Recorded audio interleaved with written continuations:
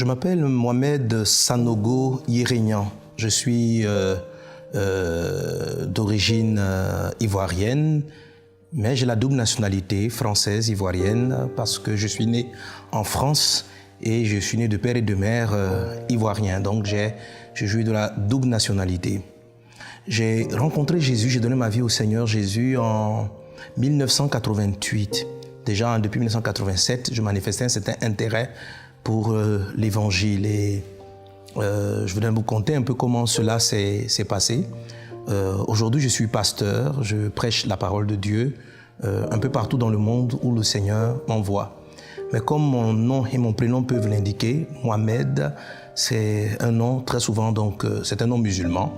Je suis donc d'origine musulmane. Mon père est musulman, ma mère était catholique et à son mariage, elle a opté pour la religion musulmane. Mes parents sont des personnes très pieuses.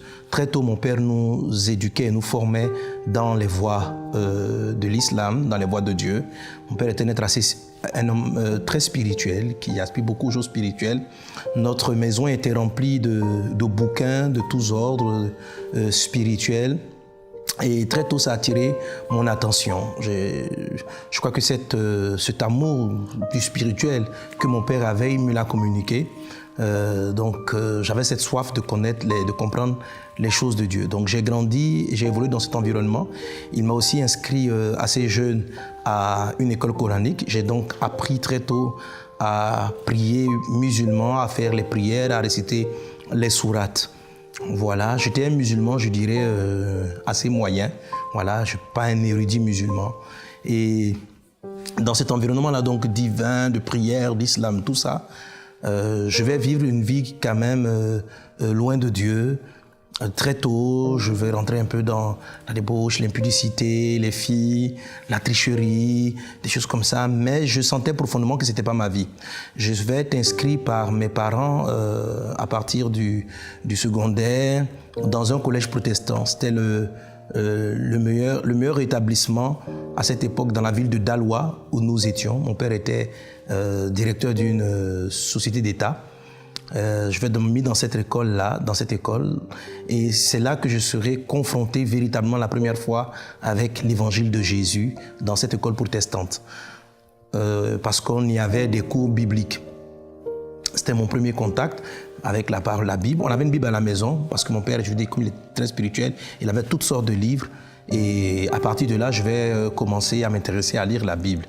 Et dès cet instant, je vais commencer à découvrir les différences qu'il y avait entre le christianisme et entre le Coran, entre l'islam. Mais bon, ça ne va pas me toucher plus que cela. Voilà. Et je vais continuer cette vie mi-spirituelle, mi-dans le monde, débauche, tout ça, jusqu'à ce qu'une période... pendant les vacances, mon père nous fasse partir, ma mère aussi nous fasse partir en vacances chez mon oncle. Je vous ai dit que ma mère était d'origine catholique. Sa sœur était restée chrétienne, elle est même devenue, je dirais, évangélique. Et on est même arrivé, je suis donc arrivé en vacances dans une famille chrétienne. Et dans cette famille-là, je vais être encore en contact avec l'évangile de Jésus. Et là, ma curiosité par rapport aux choses spirituelles va m'amener à poser des questions à un monsieur qui s'appelle, je crois, Agostino, et aussi à mon oncle, monsieur Touré. On a commencé à discuter de tout. Et là, je vais comprendre des choses qui vont attirer mon attention. Ils vont me dire que Jésus est fils de Dieu et que Dieu l'a donné pour qu'il meure à la croix pour nos péchés. Ces deux affirmations étaient contraires à ma foi islamique. Pour moi, l'islam comme le christianisme menait à Dieu. C'était des voies différentes pour parler du même Dieu. Donc, qu'un musulman reste musulman et un chrétien de naissance devait rester chrétien. Donc, je croyais dans le Coran pour les musulmans et je croyais dans la Bible pour les chrétiens. Et c'est dans cette atmosphère donc, que je me suis rendu compte que ces deux livres que je considérais saints, des révélations de Dieu pour les religions respectives, je me rends compte que ces livres disaient des choses contradictoires. Dans le Coran, on comprend que Dieu ne peut pas avoir d'enfant, il ne peut pas avoir de fils, parce qu'il n'a pas été enfanté, il ne peut lui-même enfanter. Et le Coran fait savoir que Jésus-Christ n'a pas été crucifié, il a simplement été enlevé vers le ciel.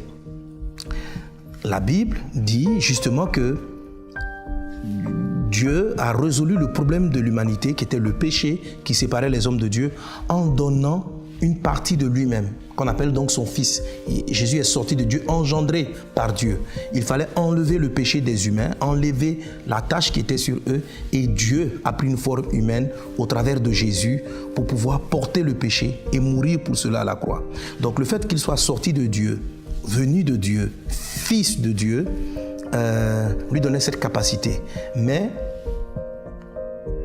après cela, il a été crucifié. J'ai donc compris que la foi chrétienne était basée sur ce fait-là. Ce n'était pas les rites, les pratiques. Au niveau des rites et des pratiques, les deux religions semblaient similaires. Vous avez à peu près les mêmes commandements qu'on retrouve dans le Coran comme dans la Bible. En tout cas, les commandements principaux se retrouvent partout. Sauf que la Bible arrivait à le fait qu'aucun homme n'est juste, aucun homme ne peut prétendre s'approcher de Dieu, connaître Dieu, aller au ciel à cause du péché qui est en lui.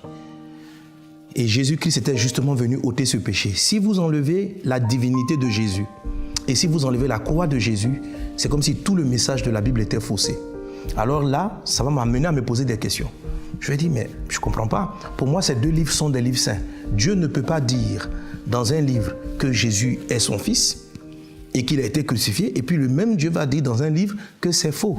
En fait, le fait que le Coran donnait un avis sur la vie de Jésus m'a interpellé. Je dis, bon, Dieu ne peut pas se contredire. Donc, soit il a parlé à la Bible, soit il a parlé par rapport au Coran. Et je me suis dit, si je discute avec des chrétiens, ils me diront tous que c'est la Bible qui est la vérité. Si je discute avec des musulmans et des érudits musulmans, ils me diront cela.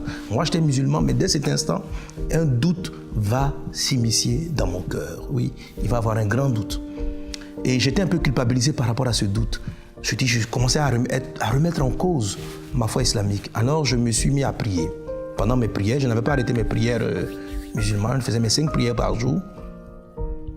Et je disais en priant, et même dans ma chambre, je dis, bon, Dieu, pardonne-moi d'être dans cette période de doute. Je te demande vraiment pardon de cette période de doute. Mais je vais te poser une question.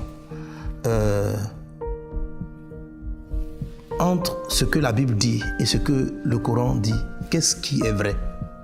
Qu'est-ce qui est vrai? Si c'est le Coran qui dit la vérité, je te demande pardon. Pardonne-moi d'avoir douté du Coran. Mais si c'est la Bible qui dit la vérité, permets-moi de la suivre. Dieu, pardonne-moi cette période de doute, mais révèle-toi à moi. Par contre, je dis cela à Dieu, littéralement, par contre, si tu ne me montres pas la vérité, si tu ne me dis pas quelle est la vérité dans ces assertions-là, si tu ne me montres pas la vérité et que je meurs dans l'erreur, au dernier jugement, je dirai à Dieu que c'est de ta faute. Voilà comment je prie. Je dis, Dieu, je te tiendrai responsable de mon choix. Mais si par contre tu me montres la vérité et que malgré cela, je choisis de rester dans une position ou une autre, alors Seigneur, tu aurais eu raison. Et sur cette base-là, j'ai commencé à invoquer Dieu. Alors là, je vais commencer à avoir vraiment la forte conviction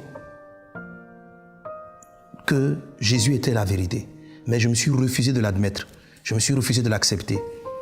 Je suis revenu en Côte d'Ivoire parce que je faisais ces vacances au Sénégal, à Dakar. Je suis revenu dans ma ville d'Aloua, en Côte d'Ivoire.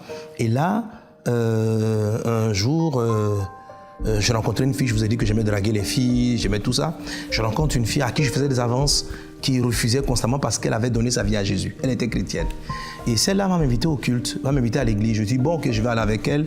Et puis, au retour, je vais continuer à lui dire ce que je pense d'elle. Voilà. Elle va m'amener à l'église et lorsqu'on arrive là, je sais pas, c'est comme si la réponse divine s'est imposée à moi. Je ne me souviens pas de la prédication, je me souviens juste de l'accueil qu'on m'a fait. Je me suis assis dans la salle et ce jour-là, je dis souvent aux gens, je me suis pas converti. Je dis souvent aux gens, Dieu m'a converti. Je suis resté assis. Quand je me suis levé, tout mon être répondait en moi que j'étais devenu chrétien. Tout simplement comme ça. Je n'ai pas fait de prière, Seigneur, je te donne ma vie. J'ai senti que mon être était changé. Lorsque on est sorti de la salle, on est sorti de l'église, je ne faisais que dire à cet ami, merci. Merci de m'avoir envoyé là. Je viens d'avoir la réponse à ma prière. Je viens d'avoir la réponse à mes prières. Et ce jour-là, j'ai rencontré Christ dans ma vie. Ma vie va être bouleversée du jour au lendemain. Je suis rentré à la maison, je pleurais de joie. Je sentais que je venais de rencontrer quelqu'un. Je venais d'avoir la réponse à une vieille quête. Parce que de tout temps, je cherchais à connaître Dieu. Je posais souvent des questions à mon père, à des amis. Je voulais connaître Dieu. J'avais ma vie qui était quelquefois la débauche, tout ça. Mais intérieurement, j'aspirais. Je posais des questions à Dieu. Quelle est la vérité? La réponse est comme imposée à moi. Je ne peux pas vous dire exactement. Ce n'est pas une vision, ce n'est pas un songe. Ce n'est pas que quelqu'un m'a convaincu. Je ne me souviens même pas de la prédication. Mais c'est comme si Dieu a enlevé mes péchés ce jour-là. Je me suis senti déchargé, libéré.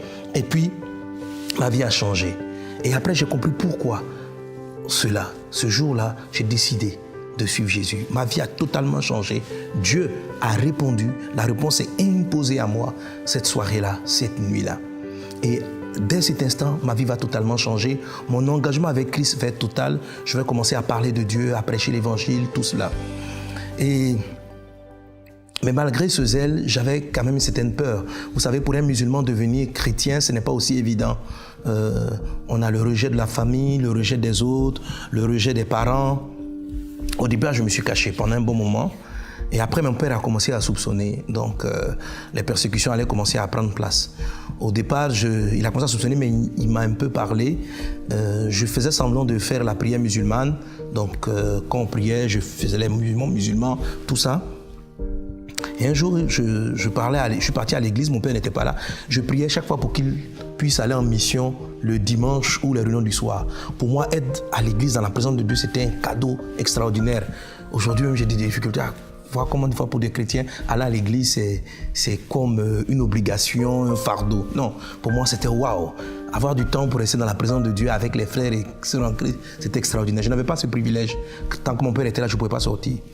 Et un jour, j'ai eu l'opportunité d'être au culte. Et là, j'ai parlé avec un pasteur qui m'a dit, si tu décides de marcher avec Jésus, fais-le franchement. Jésus a dit que personne ne peut vivre pieusement sans persécution. Tu vas connaître un rejet. Ce jour-là, ça a été très pénible pour moi. C'était très pénible. Il fallait que je prenne la décision d'arrêter de faire semblant de prier. Parce que pendant que je faisais les prières islamiques, j'invoquais Jésus dans mon cœur. Mais il m'a dit, tu ne peux pas vivre comme ça. C'est comme de l'hypocrisie. Je savais que je faisais ces formes de prière-là pendant un temps. Dieu l'avait permis pour que ma foi puisse s'affermir. Mais là, il fallait que je prenne une décision. Et un jour, je l'ai donc dit à mes parents, je ne suis pas venu, on était en pleine période de Ramadan, pleine période donc de carême musulman. Et là, systématiquement, on priait. Mon père était comme un imam. Il y avait du monde qui venait chez nous à la maison pour la prière. Et je ne suis pas venu à la prière un soir, 2 soirs. Et mon père, je suis arrivé un temps, je suis rentré dans la chambre, je me suis enfermé pour ne pas être à la prière. Et il m'a surpris à la fin de la prière. Il m'a dit, ah bon, tu as décidé de ne plus prier? Je n'ai pas répondu. Après cela, les choses vont s'enchaîner. Je vais continuer à évangéliser. Je vais même... Mon père n'a pas été violent comme beaucoup d'autres de musulmans. Mon père était un intellectuel. C'était un intellectuel, pardon. Il vit toujours assez ouvert, en fait. Donc, il a pris mal avec ma mère, mais ils ont tout de même toléré au départ. Ma mère... Donc, à un moment donné, je crois que j'ai parlé de Dieu à un autre musulman qui s'est converti, qui lui a été chassé. Là, mon père s'est vraiment mis en colère et on m'a chassé de la maison, moi aussi. J'ai passé quelques nuits à la Belle Étoile. Je priais, j'invoquais le Seigneur. Plus tard, mes parents vont intervenir, des amis de mon père vont intervenir. Je vais repartir à la maison. Et tout cela va forger ma foi, mon amour pour le Seigneur. Et une nuit, j'aime tellement mes parents, j'ai passé une nuit entière à invoquer le Seigneur pour leur salut, pour que Dieu leur ouvre les yeux. Parce qu'en tant Dieu m'a accordé beaucoup de révélations, de voir beaucoup de choses. Et j'ai prié et le Seigneur m'a fait une promesse ce jour-là. Je lui ai dit, il m'a dit, mon fils, tes parents seront sauvés. Je lui ai dit, quand? Il m'a dit, sois patient. Et c'est une prière depuis 1989, je crois, 90. J'ai donné ma vie à Jésus en 1988. Et après moi, mon petit frère aujourd'hui est pasteur avec moi. Plusieurs membres de ma famille ont commencé à suivre Jésus.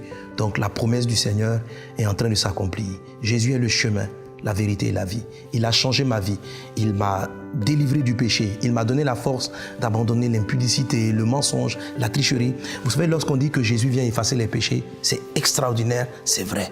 Vous êtes libéré de toute culpabilité et Christ vous donne la capacité de ne plus recommencer. Vous savez, il ne s'agit pas seulement d'avoir des règles et des lois, ne prends pas, ne touche pas, et puis le corps le fait. Vous savez, beaucoup ont dit, mais je n'étais pas peut-être un peu musulman. Mais dites-moi, il y a combien qui sont en train de m'écouter, qui pratiquent assidûment l'islam, qui respectent les principes et qui respectent la loi? Non, il vous faut une force, une grâce particulière, celle qu'on trouve en Jésus-Christ. Et je l'ai rencontré, et ce Jésus, dès que je l'ai connu, j'ai eu la sensation que j'étais appelé à le servir, que j'étais appelé à prêcher la parole de Dieu. Et j'ai commencé à évangéliser, à parler de Dieu autour de moi depuis tout le temps. Pour moi, être un serviteur de Dieu à temps plein, c'est pratiquement inné. Ma vie appartenait depuis toujours à Dieu. Je suis venu vers ce à quoi il m'appartient. J'invite ceux qui m'entendent et ceux qui m'écoutent à faire le choix de suivre Jésus. En lui, il y a la paix. Je suis tellement heureux depuis que je l'ai rencontré. J'ai tellement de paix. J'ai été délivré des maladies, des maux, quand j'ai rencontré le Seigneur Jésus. Vraiment que Dieu vous bénisse et j'espère que ceux qui m'entendent feront le choix de marcher avec Dieu et de servir Jésus. À bientôt.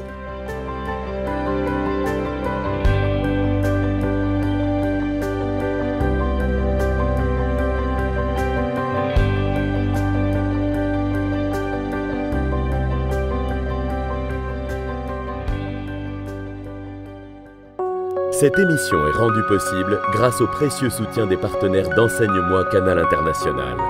Retrouvez tous nos programmes sur emcitv.com.